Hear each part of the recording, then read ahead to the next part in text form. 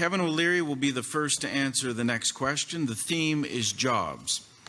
Nova Scotia is approaching a crisis. The province has faced prolonged, slow economic growth coupled with an aging and shrinking population. This is indicative of economies across Atlantic Canada. Given the serious demographic challenges and weak performance across the economy, what is your plan to support and grow Nova Scotia's economy and create jobs?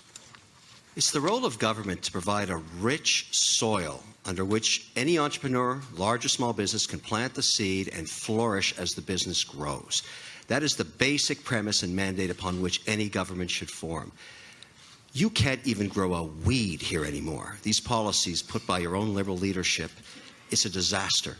The whole idea is to be competitive so that capital from all around the world that wants to develop opportunities, particularly in resources in Atlantic Canada, has the opportunity to do so. The capital is fluid. It goes to the place of least resistance and highest opportunity. Corporate taxes are insane in Atlantic Canada. They've got to come down. All the regulation here is punitive to job growth. It makes no sense. You know, when I'm Prime Minister, what I'm going to do is provide a form of economic therapy motivation to any province that doesn't get online. Ask Kathleen Wynne how it's going. Stephen Blaney. Well, I agree with Erin O'Toole that every part of the country needs a different approach. And we need a special approach for Atlantic. And you know what is the real issue here that makes Nova Scotia lose $1.2 billion a year? The blood of Nova Scotia. It's youth. It's out-migration. That's what we need as a federal government to work in partnership with provinces to find solution with a plan to keep our youth here, with university, with the shipyard, with clean energy, with farmers, with supply management, okay? You heard that? Yes, we have great farms right here up north of Halifax, providing milk to Nova Scotians. So that's what we need. We need to work together in a respectful manner. This is a federation. This is not a dictatorship. We work with provinces and we find out solutions that are adapted to every region of this country. Thank you. Maxime Bernier. I don't have a special plan to grow the economy here. I don't have a special plan to grow the economy in my own province, but I have a plan to grow the economy all across this country. I want to lower taxes for every single Canadian.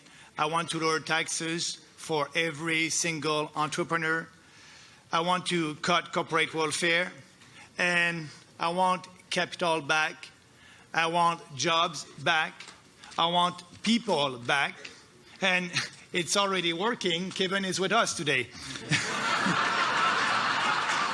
So the most important is to believe in people and to believe in the entrepreneur. We have a plan. We want to abolish capital gains tax. I want you to keep your money in your pocket because you know better what to do with your money than a bureaucrat in Ottawa or a politician like myself.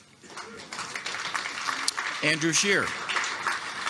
Well, I was born in Ottawa, grew up there, spent my first 23 years of my life in Ontario, and I moved to Saskatchewan in 2003. And I might have been the only young person that year that moved to Saskatchewan.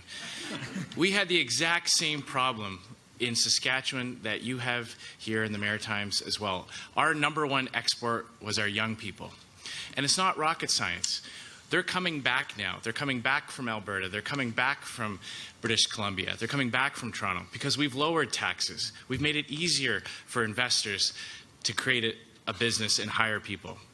We've celebrated success, and we know that conservative policies create the prosperity that lift people out of poverty and create opportunities for the next generation. That's the recipe for success right here, and that's what I will do as Prime Minister. And I can tell you one other thing. When it comes to creating jobs in Atlantic Canada, we don't need a minister from Mississauga to tell people here how to create jobs.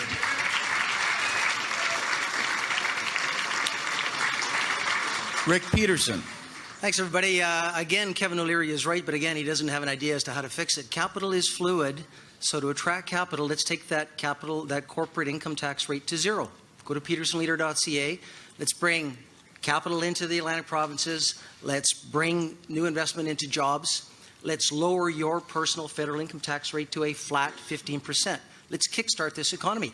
Second thing I'm going to do is my plan will balance the budget in 24 months as Prime Minister.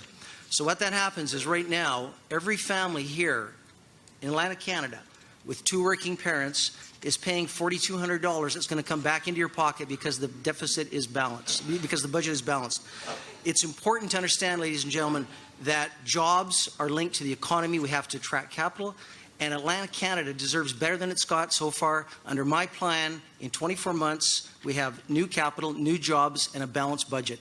PetersonLeader.ca. Thank you. Pierre Lemieux.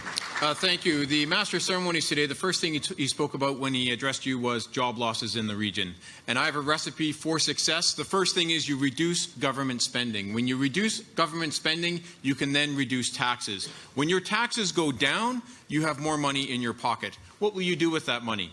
You will spend it in the economy. Even if you're saving for that car, for that laptop, you will spend it in the economy. There's now more money in the economy, and what do businesses do? If you're a business owner, you're going to say, I'm selling a lot of laptops now. I'm going to hire someone to help me sell more.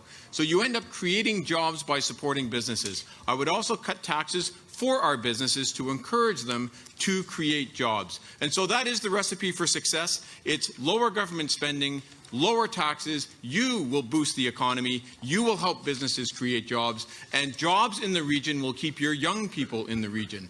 The Atlantic Canadians I know, they leave the region for jobs, but they can hardly wait to come back. Wouldn't it be better if they could just stay here and have jobs? Thank you. Deepak Obhrai. Thank you. Folks, we all know governments don't create jobs. This is something the Liberals and the Dippers should understand. You know, that governments don't create. Who creates jobs? Business sectors create. Private sector creates jobs. Therefore, we need to create an environment where the private sector thrives and will create a job. So, ladies and gentlemen, my first proposal is to, as you know, I come from Alberta, and Andrew, if they come back, would be very happy to have Saskatchewan people come back. But, you know, folks, small businesses, okay? People are getting laid off. What is the best way to do it? Is start their own businesses. So let's have, I propose we get rid of the BDC, which has turned out to be a disaster, an impediment to giving loans to small businesses. We should create an institution that will give loans with lower threshold so people can go and start their own business and get employed. Thank you. Lisa Raitt. For 6 years, I was the president and CEO of a port and an airport in this country, and then I switched over to being a minister in 3 portfolios for 8 years. I know how government works, and I can tell you 3 things. First of all, we need to have a growth plan, not for Atlantic Canada. We need one for each and every province because we are different from one another. And you start with that with the people who are on the ground. The second thing we need is we need our kids to get training. They need to get that experience. And we have an incredibly large budget in infrastructure spend. And why don't we make the companies set up training for the kids under a certain age so that they can get those years? And I'm not just talking about skilled trades. I'm talking about back office, administration, PR, HR, all those things where people just need a couple of years to put on their resume so they get hired. And the final thing I would say is this, is that Ottawa has some great jobs. They're good jobs, they support the community, they're pillars of their community, and it may be time for those jobs to be decentralized into other parts of this great country. There's no monopoly. Chris Alexander. I agree that there is a legacy here of neglect of the Nova Scotia economy, of Nova Scotia's interest. No recent federal government has done enough. And it starts with accepting that there needs to be a transformation. The Ivany report is called Now or Never. I agree, and I would implement the Ivany report in partnership with a Jamie Bailey government and make sure that we, federally, are helping Nova Scotia grow its exports, become the platform for Canada to trade into Europe, to invest in Europe, and the platform for Europeans under free trade with that great continent to come into North America. The assets here that are already strong need to be leveraged further. Education, universities, ports, and agriculture, tourism, fisheries, advanced manufacturing, high-tech, research and development, the VC and startup community here. It all needs to be leveraged. Erin O'Toole. Thank you. As somebody who got my start in politics working with the Tory party here and John Hammond in Nova Scotia, the most disappointing part of the election in 2015 was the shutout in Atlantic Canada. 32 Liberal MPs. I called them the little lambs. You know why? Because in Ottawa, it's silence of the lambs. Thousands of job losses. They wanted to take the Atlantic seat on the Supreme Court from Atlantic Canada. And what did you hear? Silence of the lambs. I'm very proud that with Gerald Kellie, myself and others, we got the European trade deal done, the South Korean trade deal. I met one of the first planes picking up seafood to go to Seoul from the Stanfield Airport. And you know why they could do that? Because we expanded the length of the runway here, building jobs for Nova Scotia and Atlantic Canada. I will do that as leader with a small business tax cut. I'm going to make sure we get an economic class of immigration fast-tracked to come and stay in Atlantic Canada, and we'll keep our youth at home with my Kickstart program. Brad Trost. Like my Conservative colleagues here, I've talked about income tax, business tax cuts I support. It's absolutely necessary to get a Conservative government here in this province. But I think part of the question is not just what general tax cuts we support, but what specific policies we have that will specifically help Atlantic Canada. Let me go through three of them really quickly here. You lose about half of every dollar in natural resources gets clawed back to the federal government. That's a tax that discourages you from developing your natural resources. That's got to go. Disproportionately will help this area. Your infrastructure spending needs to be more flexible. You know what it is. I've been getting an earful about how lousy telecommunications are in parts of this province and why it hurts development. Let's have more flexibility. And while defense spending should never, ever be about the economy, if we funded our defense properly in this country, New Brunswick and Nova Scotia would get a massive economic boost. That's not the reason to do it, but it would be a huge bonus. Andrew Saxton. Thank you. The youth unemployment rate in Canada is double the national average. At the same time, we're bringing in temporary foreign workers to fill jobs in Canada that are going unfilled. We have to do a better job of training young Canadians with the skills necessary in the marketplace, which means we need to break down that historic wall between academia and the marketplace so that people are graduating with the skills necessary in the marketplace so that they can get a job when they graduate. I lived in Switzerland for 2 years. Switzerland has an apprenticeship program. Over 80% of Swiss high school graduates, they don't go to university, they go into an apprenticeship program. And I'm not just talking about the trades. This is in banking, finance, insurance, and pharmaceuticals as well. This is what we need in Canada. As Prime Minister, I'll make sure that we have an apprenticeship program that trains young Canadians with the skills necessary in the marketplace. Michael Chong. Thanks, Rob. I think we have long-term challenges in our economy. Our unemployment rates around 7% remain stubbornly high, well above the U.S. rate of 4.5%. We have essentially zero per capita GDP growth in the last year. And I think it's clear that we have low levels of business investment relative to the United States, and we have income taxes that are far too high. So my view is that we need to significantly reduce both corporate and personal income tax is in this country, and I think that's particularly important in light of the tax cuts that the Trump administration will likely be introducing in the next year. I think we also need to increase financing available for small to medium-sized enterprises, and I think that starts by adopting the IMF's recommendation, which is to privatize CMHC's mortgage insurance program, which has given the banks an incentive not to loan to SMEs and instead to loan to residential mortgages. So by making these big economic changes, both on tax cuts and the privatization of the government's mortgage insurance program, we can increase business investment, increase job creation, and increase economic growth here in Atlanta. Kellie Leitch. As I've said before, the public sector needs to shrink and the private sector needs to grow. You know, under this Liberal government, we see these huge deficits and now a carbon tax. More jobs are going to be lost. Investments are going to go elsewhere. As I've mentioned, I will cap government spending. I will abolish the carbon tax, and I have a budget plan. But for here in Atlantic Canada, natural resource development is exceptionally important. And I'm going to read you a quote from Premier George Drew in Ontario from 1943. It's our humane duty to put the vast resources and rich land which God has given us into full productive use, not only for ourselves, but for the rest of the world. I have a plan to make sure that we can develop those natural resources. without illegal interference, which will help create jobs here in Atlantic Canada. And I think more importantly, make sure all those young men and women that are in Western Canada, my home, come home here and make sure they grow the economy in Atlantic Canada. Thank you. Now for a rebuttal, Rick Peterson. Thankful to Pierre Lemieux and Michael Chong and everybody here who is in favor of my tax cut plan. They're all wanting tax cuts, and I'm saying all the way to 0 for corporate tax. Your taxes go to 15.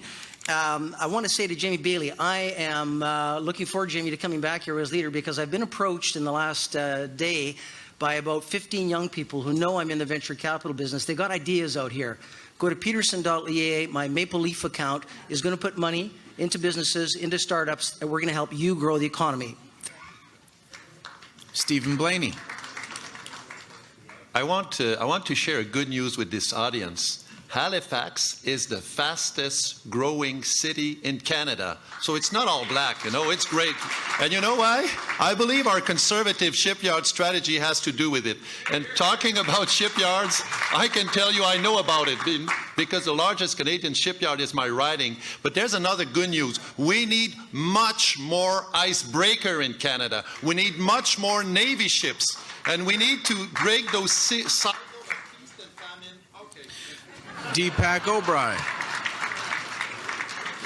Thank you, folks. Let's talk about provincial rights now. I do understand that in this part of the world, you have to kiss a card. So when I was coming here, they said, this is the provincial Atlantic issue to kiss a card. But somebody told me now, in Halifax, you kiss what? You kiss a donor. So I will be available to kiss a donor. Call me in. Chris Alexander. Just wanted to emphasize that to break the politics of scarcity here in Nova Scotia, we need a tailored policy, a breakthrough policy with a Jamie Bailey-led government partnership to do three things. One, to make sure Nova Scotia has the most competitive or equal to the most competitive rate anywhere in tax rate anywhere in Canada, implement the Ivany report, and then make sure that Nova Scotia is at the cutting edge of Canada's push into the world, into Europe, and also into the world with a larger armed force. Lisa Raitt. Thank you. While I appreciate my colleagues' attempts to solve economic problems in Nova Scotia, I can tell you what the room wants. The room wants jobs because they want to keep their kids here. And I know that because I'm one of the ones that wanted to stay here. Through my infrastructure plan, every time you build something in this province, we're going to train your kids so that they can stay here. And I'm telling you, Ottawa is a bubble, a wonderfully rich economic bubble who don't remember what it's like to struggle. We have to break up the bubble and send it out to the outreaches.